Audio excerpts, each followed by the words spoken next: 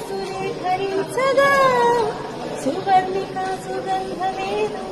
మనస్సునే హరించగా మరాలినే ఇలాగే